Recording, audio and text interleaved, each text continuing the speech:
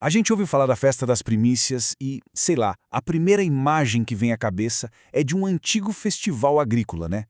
Mas e se for muito mais do que isso? E se na verdade for uma chave profética? Uma chave que decodifica todo o plano da redenção que sempre esteve bem debaixo do nosso nariz? Ok? Então vamos mergulhar nisso. O que é que um feixe de cevada, a ressurreição e uma lei super estranha sobre o primeiro filhote de um jumento poderiam ter em comum? Parece aleatório, né? Mas essa pergunta é o enigma que a gente vai desvendar hoje.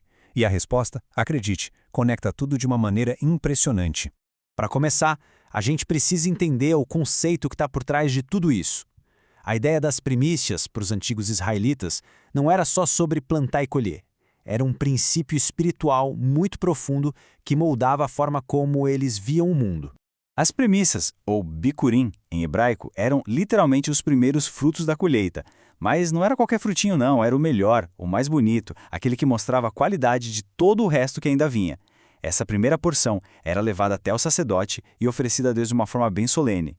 E aqui está o ponto principal, a virada de chave. Eles acreditavam que, ao oferecer essa primeira parte, toda a colheita que ainda estava no campo era santificada. Basicamente, a qualidade e o destino daquela primeira porção determinava o destino de todo o resto.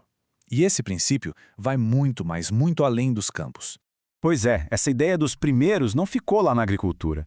Ela se tornou um padrão, quase um código, que aparece de novo e de novo em toda a narrativa bíblica, sempre apontando para algo muito maior que grãos e frutas.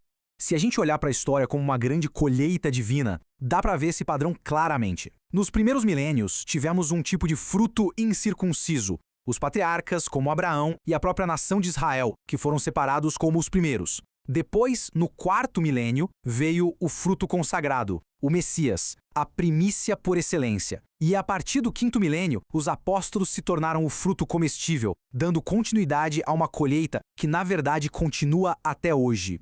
E essa conexão não é uma coisa sutil que a gente tem que imaginar. A Escritura deixa isso explícito. A ressurreição do Messias é o cumprimento máximo da festa das primícias.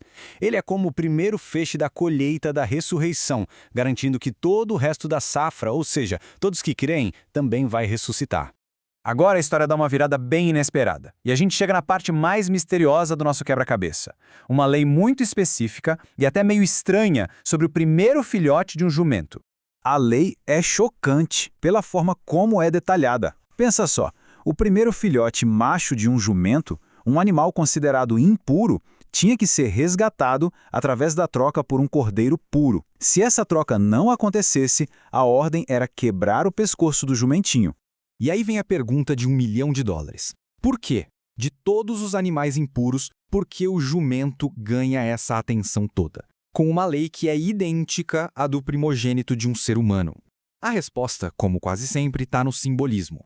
Existem basicamente duas formas de interpretar isso.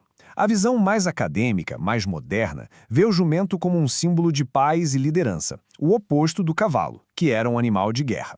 Mas a visão profética, mais antiga, vai muito mais fundo. Ela vê o jumento como um símbolo de algo que existe dentro de nós. A nossa natureza teimosa, material, rebelde. E aqui está a chave linguística que abre o mistério. Em hebraico, a palavra para jumento, jamor, vem da mesma raiz de jomer, que significa matéria ou carnalidade. Ou seja, o jumento não é só um bicho, ele é um símbolo da nossa própria natureza material, teimosa, instintiva. Com essa peça no lugar, a lei estranha do jumento se transforma numa parábola poderosíssima sobre a condição humana e a nossa necessidade de redenção. Olha só como o processo é um espelho perfeito da redenção. A nossa natureza carnal, assim como o jumento, é impura e separada de Deus. Ela não pode se salvar sozinha. Por isso, um substituto puro, o Cordeiro de Deus, precisa tomar o lugar dela. Se não houver essa substituição, o destino é a destruição. É o evangelho inteiro codificado numa lei agrícola. E todos esses fios, as primícias, a ressurreição, o jumento redimido, se juntam de uma forma espetacular numa única cena, a entrada triunfal em Jerusalém. Agora, presta atenção num detalhe crucial que só aparece no Evangelho de Mateus. Não é um animal, são dois, uma jumenta e com ela o seu filho, um jumentinho. E isso não é um detalhe à toa, não. É a última camada da profecia se revelando ali, ao vivo. Cada um desses animais representa uma parte do povo de Deus. A jumenta-mãe, que já era um animal de carga, sobrecarregado, simboliza a casa de Judá, com todo o seu peso de tradições. Já o jumentinho, que nunca tinha sido montado, representa a casa de Israel, ou os gentios, selvagens, indomados e espalhados pelo mundo. Então, aqui a gente tem a imagem completa. Judá, a jumenta, estava oprimida pelo peso da lei e da tradição, mas ainda era parte da aliança. Israel, o jumentinho, estava disperso, perdido e selvagem entre as nações. O Messias, ao vir montado nos dois, estava fazendo uma declaração visual, uma declaração de que ele tem soberania sobre ambos e um plano para reuni-los. Portanto, aquela entrada triunfal foi muito mais do que um ato de humildade. Foi uma declaração visual poderosa, uma profecia viva, encenada em tempo real para todo mundo ver qual era a verdadeira missão dele. Ao montar naqueles dois animais, ele estava mostrando que é o único rei com poder para domar tanto a natureza religiosa e sobrecarregada, quanto a natureza selvagem e indomada, e unir as duas num único povo redimido debaixo do seu governo. Isso tudo nos deixa com um último pensamento. O que essa história inteira diz sobre nós? Talvez o jumento não seja só um animal numa história antiga, mas um espelho.